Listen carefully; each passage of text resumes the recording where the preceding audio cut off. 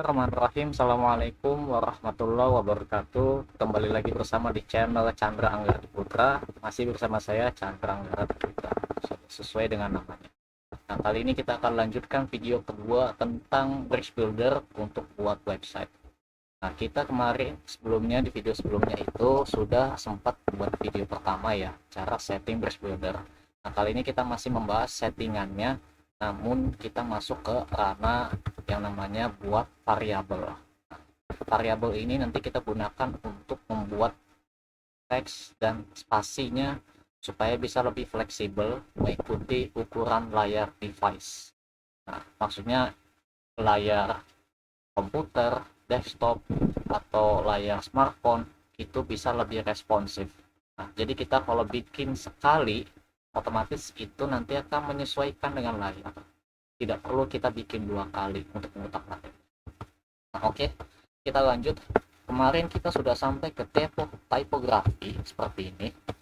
Nah, yang kita bahas adalah bagaimana cara ngisi bodinya ini ya. Nah, kemarin sudah kita spill ya cara ini ya. Nah, di sini ada var text m. Ini kayak gimana caranya? Pada video kali ini kita akan jelaskan. Teman-teman silakan ke kelas atau variabel di sini. Nah, di sini kita silakan buat dulu ya kategori namanya teks dan spacing. Ini saya buat begini karena sudah terbiasa ya. Nah, oke, kita ke core framework ya. Nah, kemarin saya sudah jelaskan apa itu core framework. Nah, di video ini kita akan jelaskan lebih detail lagi. Kita buka di sini.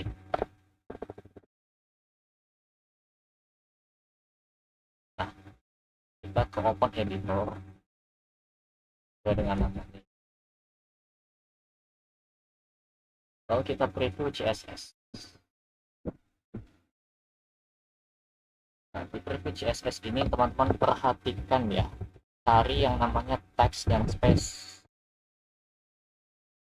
Cari yang namanya text dan space.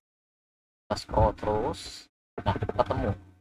Yang ketemu adalah space dulu ya. Dimulai dari angka space 4x s seperti ini. Teman-teman tinggal drag saja sampai ke space 4xl seperti ini ya. Yang jeli perhatikan di bagian ini ya, space ini. Klik kanan lalu salin. Lalu ke builder kembali, pastikan ini pilih variabel. Dan di bagian ini teman-teman bisa lihat ya, ini sudah dibuat teksnya. Oke, cara bikinnya kayak gimana? Kita import ini, lalu di spasi, di paste begitu ya. Oke, kalau sudah nanti di import variabel CSS karena saya ternyata sudah bikin, saya tinggal lihat hasilnya, nanti otomatis jadi seperti ini ya. Ini sudah terisi seperti itu. Lalu untuk spacing sama tutorialnya, teman-teman lihat di sini. Ini dari teks. Ya, teman-teman dragnya sampai sini. Ya, sampai ke teks S ini. Di bagian ini ya. Nah, link size. Nanti tinggal salin lagi. Nanti masukkan lagi ke variabel. Dimasukkan di sini. Tinggal diimport saja, diklik. Nah, setelah itu otomatis bakal masuk. Nah, ini saya sudah buat juga. Ini spacing. Nah, seperti itu ya. Oke, nanti setelah itu kita klik save. Nah, nanti bagaimana cara pemasukannya? Kita kembali ke sini. Kita ke body. Kita ulang dari awal. Ini awalnya kan 15px dari ukuran aslinya. Kita ke variabel ini. Klik ini. Kalau kita tulis M saja, maka akan tertulis di sini teks M. Karena ini body ini isinya teks ya. Nah, maka pilih yang ini, var teks M. Itu pun yang lain ya, dari judul H1 sampai H6 lakukan dengan cara yang sama. Cuman ini masing-masing besarannya beda-beda. Kalau H1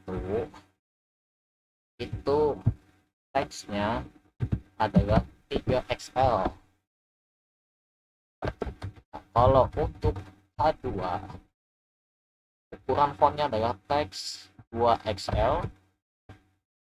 Untuk judul H3 adalah teks XL. Nah, itu seterusnya. Jadi turunan ya, dari besar ke terkecil. Nah, ini kalau H4 teks L, kalau H5 adalah teks M, dan yang terakhir ini adalah teks S untuk H.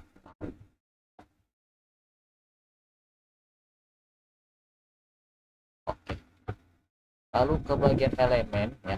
Di bagian elemen ini penting juga, teman-teman ke section dulu. Nah, di bagian ini yang teman-teman atur hanyalah padding ya. Perhatikan di sini, ini untuk atas ke bawah itu adalah space 2XL, atas dan bawah.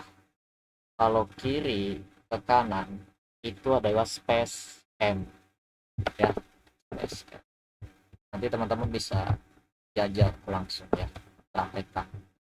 Untuk kontainer ini dibuatlah 1200 pixel ya.